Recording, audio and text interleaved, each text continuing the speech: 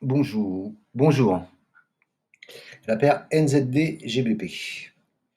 La paire NZD-GBP, comme vous le voyez, nous présente une belle épaule tête-épaule, avec deux objectifs, hein,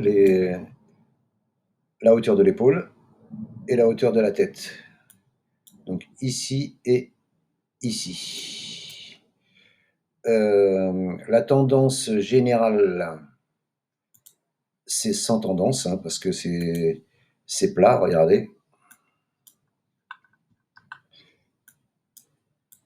C'est tout plat. On pourra même faire un range ici, là. On peut même mettre des moyennes mobiles. Vous voyez, les moyennes mobiles s'entrelacent, là. Tac, elles ne savent pas où elles vont. Mais là, la semaine dernière, on a clôturé en dessous. Donc, voilà. Pourquoi j'ai enlevé ça? Bon, attends. Hop. Voilà. Donc, voilà, elle se présente bien ici, l'épaule tête épaule aussi en hebdo, hein. Voilà, donc on repasse en journalier.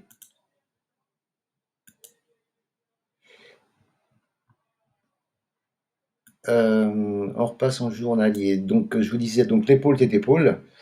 En plus de cette épaule tête épaule, donc on attend la cassure ici, hein, pour rentrer. On attend la cassure là. Ici, tac, un pullback et paf, on vise déjà le premier objectif, l'épaule, l'épaisseur de l'épaule.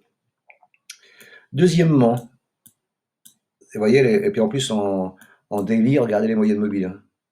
On est sous la 20 à croiser, donc la 20, la 50, la 100 et la 200, tout est baissier, hein. Donc là, il n'y a pas tellement de questions à se poser dans l'immédiat, hein, sur la tendance immédiate. Deuxièmement, elle nous présente une belle, on va la faire en hebdo, ma pattern préférée, une vague de Wolf. Donc 1,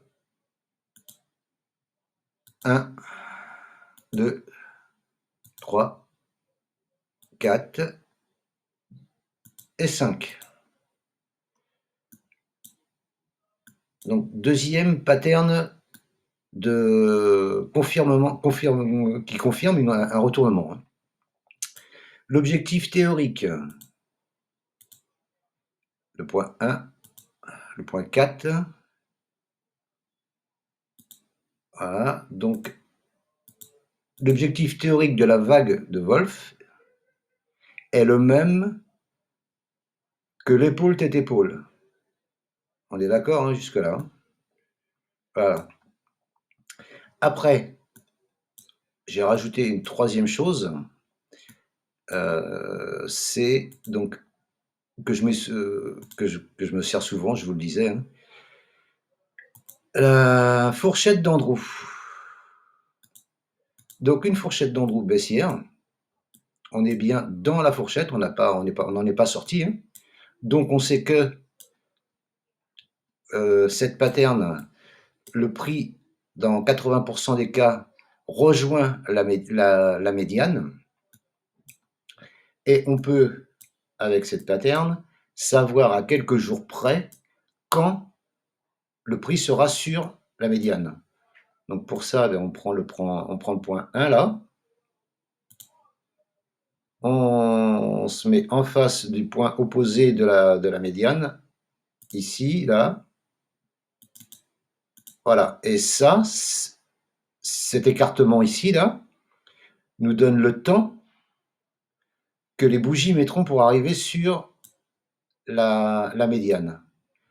Et pour savoir, on le reporte ici, à l'opposé, donc en haut de la fourchette de la fourchette. Et là, ça nous dit que on sera sur la médiane ici.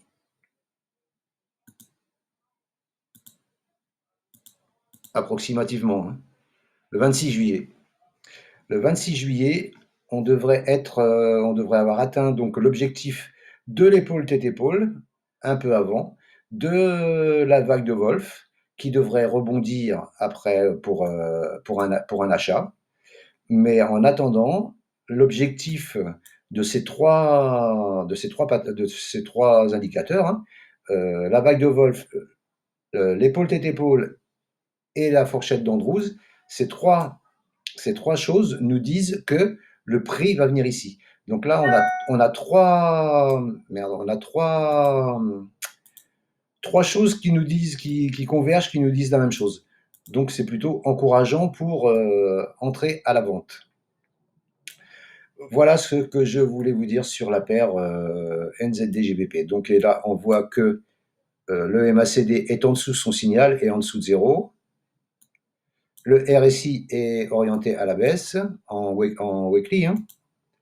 En journalier, le RSI est sous 0, il est à 37,29. Le MACD est sous 0, sous son signal, les histogrammes sont à la baisse.